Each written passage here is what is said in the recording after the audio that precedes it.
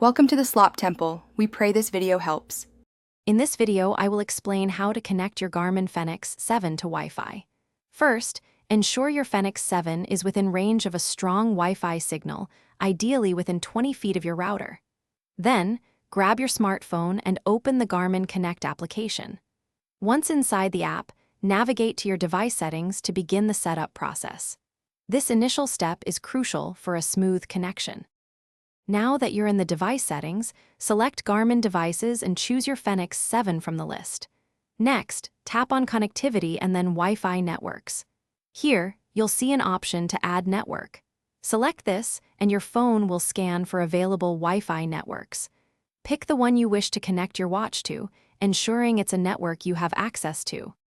With your desired network selected, the Garmin Connect app will prompt you to enter the password for that Wi-Fi network. Carefully type in the password, paying close attention to capitalization and special characters.